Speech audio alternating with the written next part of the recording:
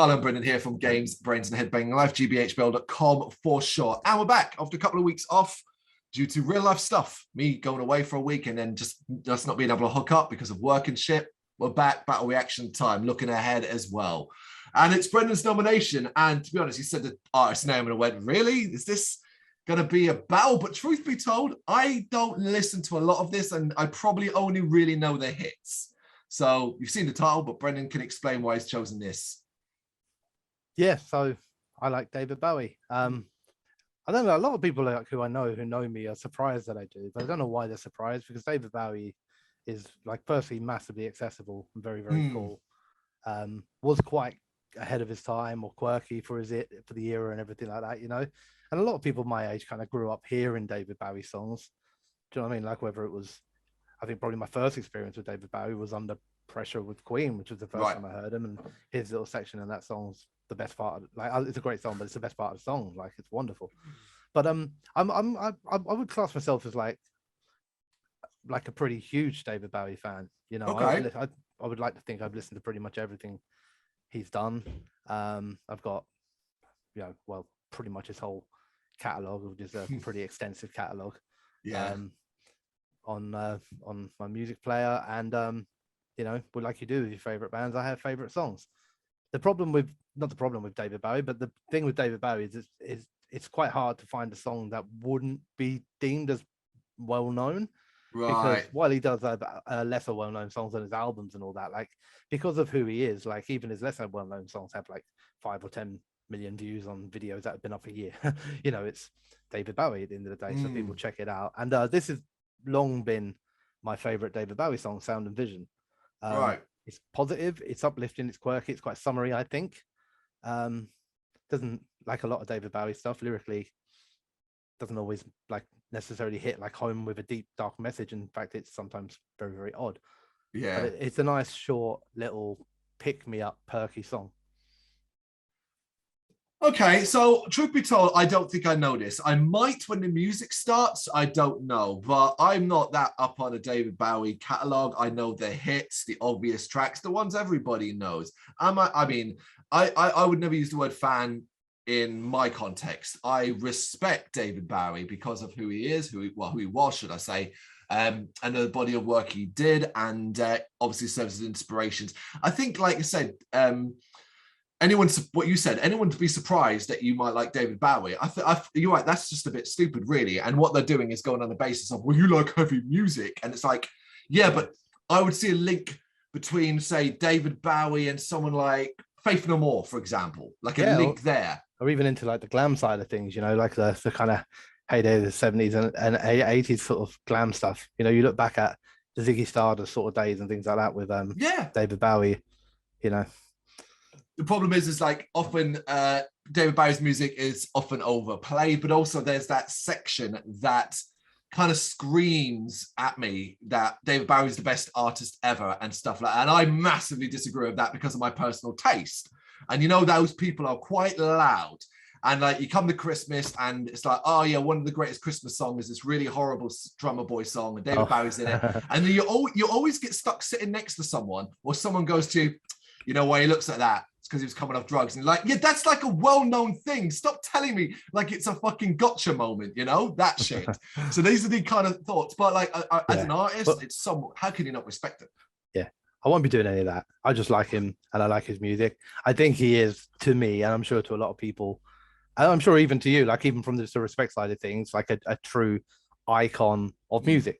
You know, that's what he is. He has a true lasting legacy, which is the coolest thing in the world, I guess you can have if you're a musician.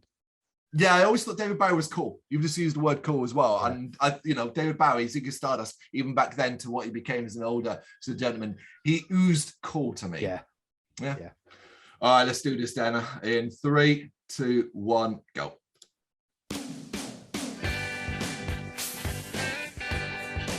No, I don't think I know this.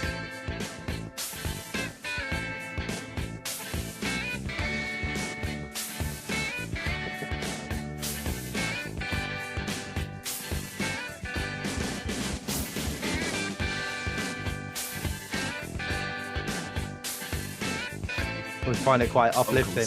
Yeah, you might use the term summary, and you can certainly feel that. Relaxed.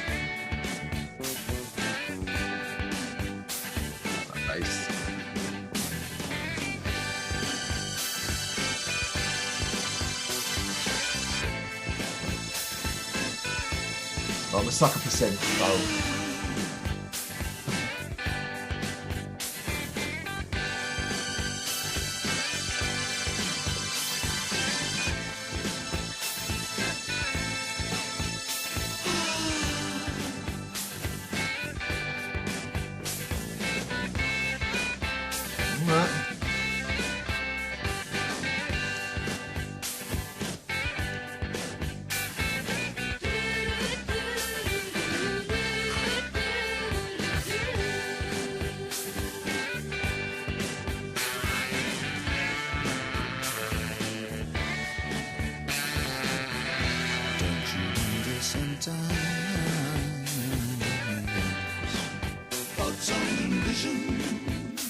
Okay.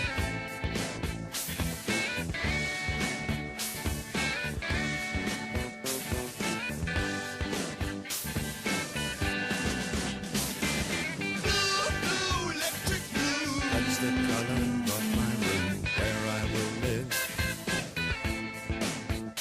Blue, blue. Pale blinds drawn all day. Nothing to read, nothing to say. Blue, blue. I will sit right down, waiting for the gift of sound and vision.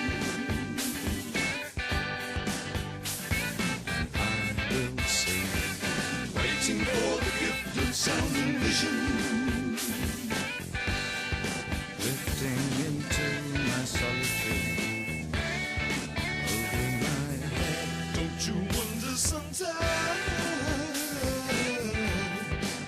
about sound and vision? Lyrics.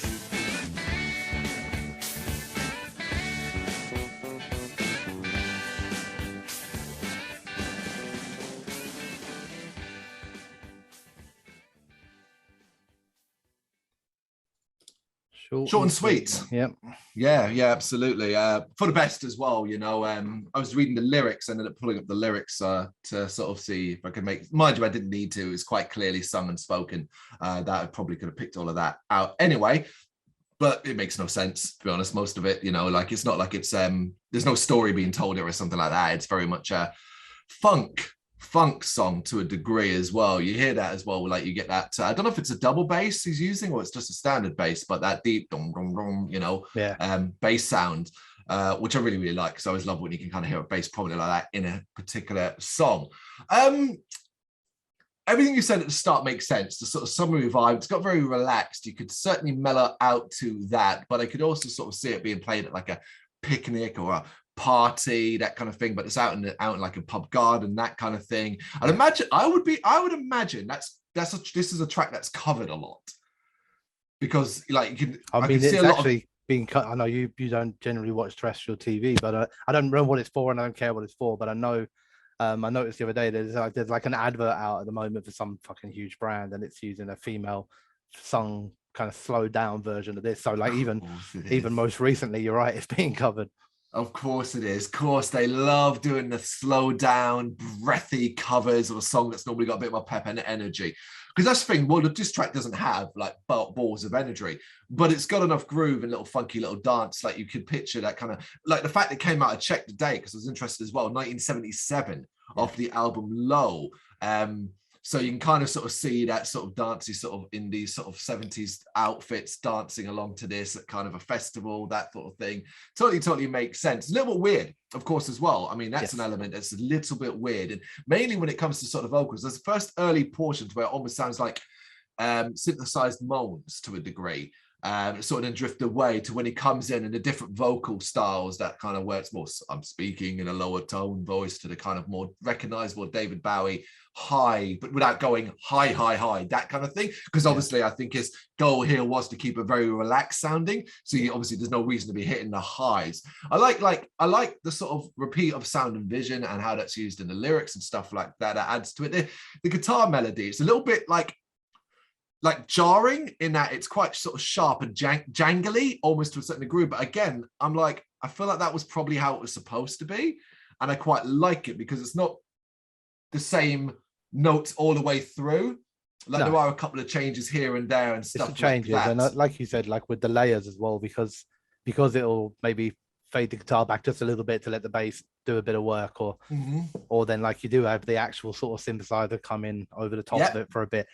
You know, if they just done that same kind of rhythm, that same sort of chord all the way through, or that melody all the way through, you know, it probably wouldn't be quite as memorable.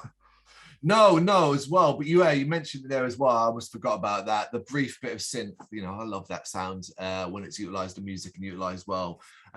It's chilled, it's relaxed.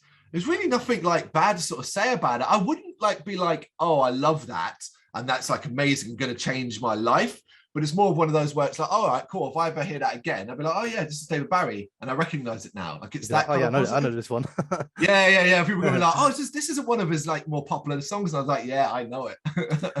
One of the things I like about this song the most is actually that, like, out of his most popular songs, you know, when you listen to, I don't know, Starman and obviously Under Pressure, I know it's not his song, but people do put it down as his song, and you know, all those sorts of Space Oddity, you know, all those sorts of songs, they're all quite similar in tone, and this one's actually quite different to the stuff that I heard, I know in the mainstream of David Bowie. I know, like, actually across his catalog there's a lot more stuff like this as well, but it is, you know, quite, like he said, funky. It is probably very 70s, like, also like late 70s.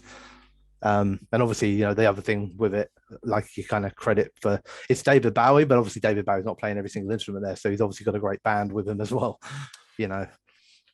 But I always like the fact that it's quite different. Do you know what I mean? But like you said, for me, this is like a sort of summary playlist sort of track that comes on. Be like, oh yeah, cool, and you know, have a beer in the sun, sort of listening to it. Yeah, you'd probably, like I said, it'd be playing in the background. You'd be talking to friends or family, but your foot might be sort of tapping along without really realizing it's that kind of thing. And then you always have, and obviously you have to, although you might not do it yet, but over time you'll have to stop whatever conversation you're doing just to do the blue electric blue, and then carry on talking again. Yeah, I don't think I'm quite there for that yet. It is a pretty song, and that's never a bad thing. I mean, it would have been very hard for me to sort of hate, really, unless it was like generally something so far my wheelhouse. But it's a pretty song. It's relaxed. It's nice. It's got that summer vibes. It's got some elements I like about it. It's a win for sure. Hey. I can't really think of anything else to say about it. It's a David Bowie song, I guess.